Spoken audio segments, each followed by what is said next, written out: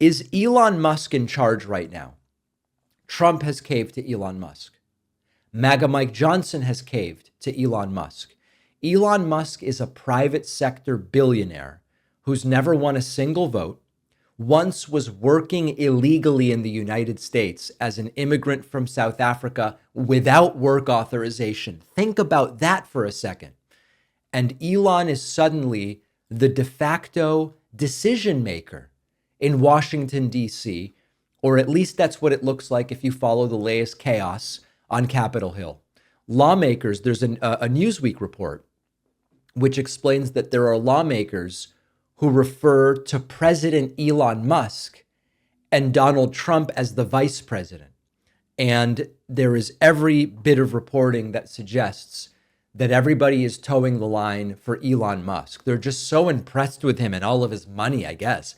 If you needed a clearer signal that we've stepped into that oligarchical, kleptocratic, kakistocratic era, it is that Elon Musk seems to be increasingly in charge of the Trump transition. Now, the immediate issue, as we already talked about, has been this Republican-backed spending bill, which would have prevented a holiday season government shutdown. Musk ultimately convincing Trump to step in and blow the whole thing up, as Trump did with the border bill. And Elon Musk is insisting that it is better to shut down government rather than pass what he says is a horrible bill. Now, we used to say, of course, the mostly millionaire members of the Senate aren't that concerned about keeping government open because they don't need the money, they don't need the services, they don't need the checks, they don't need the payments the way the average American does. Used to be millionaires don't need it, so they don't care. Now it is the richest guy in the world, maybe alongside Putin, doesn't care about keeping the government open. What does he care about the plight of the average person if the checks stop coming during a government shutdown? He decided it's not good. It contains $100 billion in disaster relief. It contains farmer support. It contains infrastructure investment, stuff that would actually help Americans. And Elon Musk's demand is that there should be no legislation moving forward until Donald Trump is officially in the White House. Think about that. Unelected, unaccountable to voters, billionaire, effectively placing a lock on the legislative process. And Donald Trump, meanwhile, is just following Elon Musk's lead. Vice President-elect J.D. Vance publicly echoing Musk's stance and making it clear who's really pulling the strings. Donald Trump posting a couple of troths where he says, quote, "Sounds like the ridiculous and extraordinarily expensive continuing resolution plus is dying fast. But can anyone imagine passing it without either terminating or extending the debt ceiling guillotine coming up in June? Unless the Democrats terminate or substantially extend debt ceiling now, I will fight till the end.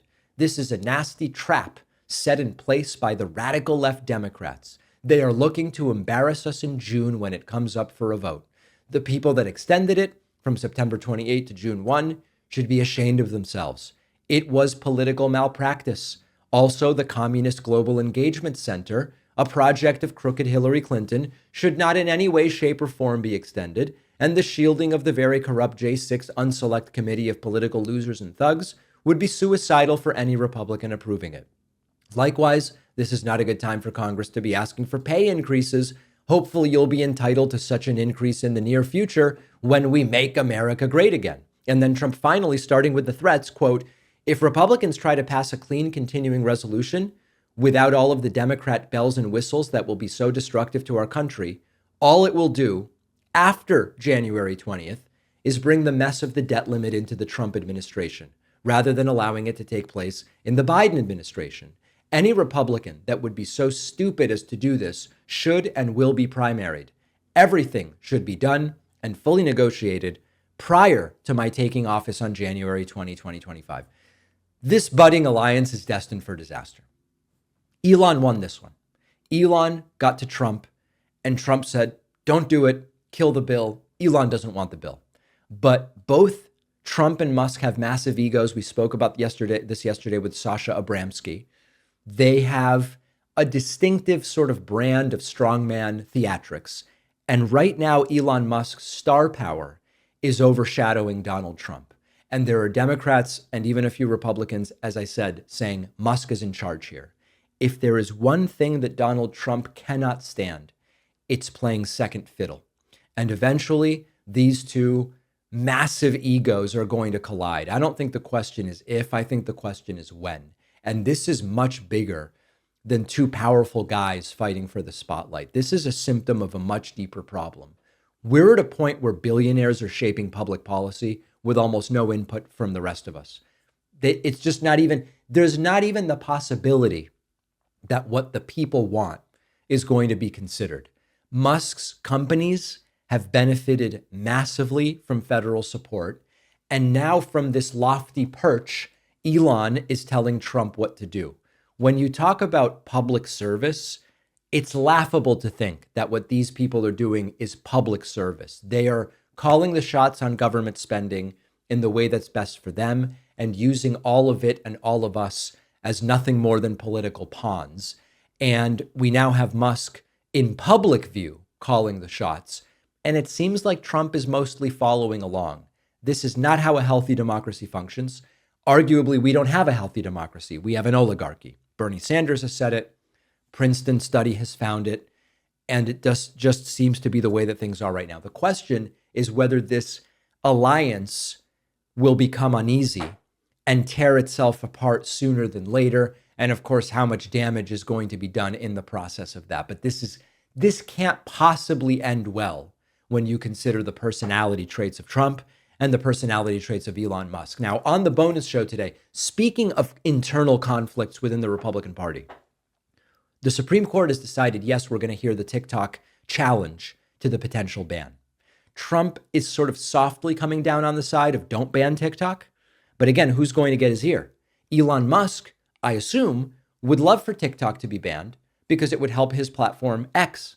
If TikTok is banned, some of those people are going to go to X.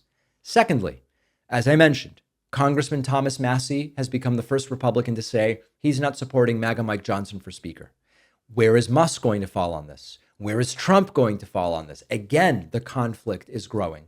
And then finally, this is a funny story. Some of you wrote to me and said, how is Nancy Mace constantly on TV? She's on with Piers Morgan. She's on Newsmax. She's on Fox. She's on CNN. Why is she getting so much attention? Part of it is that she's paying six figures to a news booker just meant to get her booked on shows. That's the explanation. It's not that Mace is so fascinating and interesting. It's that she's dumping money for someone to go to every producer and say, please have Nancy on, have her on. It kind of seems to be working. We will talk about whose money it is, of course, that is being spent in that way. All of those stories and more on today's bonus show. Sign up at joinpacman.com. I'll see you then, and I'll be back tomorrow with the Friday show. The holiday season is here, and it's time to start baking delicious homemade favorites with family and friends. And our sponsor, Wild Grain, makes you look like a baking expert without the stress. This holiday, treat yourself and your loved ones to fresh baked goods. Wild Grain has incredible new fall and winter pastries, but don't wait because once they sell out, they are gone for the year. Wild Grain is the first Bake from Frozen subscription box for artisanal breads, pastries, and pastas. And my favorite, the croissants. Every time I talk about it, people write to me, David, croissants. I say, yes, I'm from Argentina. Of course, the croissants. Wild Grain's boxes are fully customizable to your taste and dietary restrictions. And in addition to their classic variety box, they launched a gluten-free box and a plant-based box. What Wild Grain really does, it just takes the hassle out of baking because all of the items bake from frozen in 25 minutes or less. No mess, no cleanup. My favorites are the croissants, okay? There's nothing wrong with any of the products, but the croissants, they come in frozen, you bake them, the quality and the freshness, it's just fantastic. Impress your guests with minimal effort this holiday season. Wild Grain is offering my audience $30 off your first box, plus a free item in every box when you go to wildgrain.com/Pacman. The link is in the description.